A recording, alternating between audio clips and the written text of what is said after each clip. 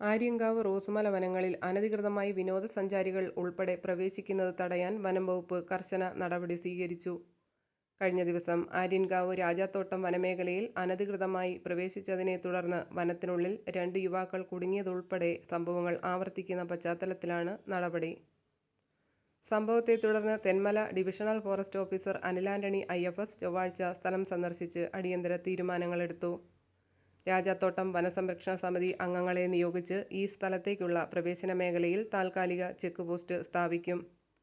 അവധി ദിവസങ്ങളിൽ 2 പേരെയും മറ്റു ദിവസങ്ങളിൽ ഒരാളെ വീതവും ചെക്ക് പോസ്റ്റിൽ നിയോഗിക്കുമെന്നും DFO അറിയിച്ചു. നിയോഗിക്കുന്ന അംഗങ്ങൾക്ക് വേതനം, യൂണിഫോം, തിരിച്ചറിയൽ കാർഡ് എന്നിവ നൽകും. കൂടാതെ തമിഴ്നാട് ഭാഗത്തുനിന്നും വനത്തിലേക്ക് കടക്കുന്നത് തടയുന്നതിന് നടപടി സ്വീകരിക്കുന്നതിനായി ചെങ്കോട്ട റേഞ്ച് ഫോറസ്റ്റ് ഓഫീസർക്ക് കത്ത് നൽകും.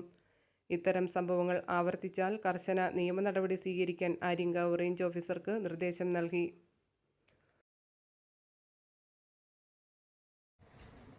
ആര്യങ്കാവ് റേഞ്ചിലെ രാജാക്കൊപ്പ് വനമേഖല നിലവിലിപ്പം സോഷ്യൽ മീഡിയയിലും മറ്റും വളരെ പ്രസിദ്ധി ആർജിച്ച് കുറേ ആൾക്കാർ ആ രാജാക്കൊപ്പ് വനമേഖലയിൽ വന്നു പോകും. കഴിഞ്ഞ ആഴ്ചകളിലായി 2 ദിവസങ്ങളിൽ ഇതേപോലെ രാജാക്കൊപ്പ് വനമേഖലയിൽ വനം വകുപ്പിൻ്റെ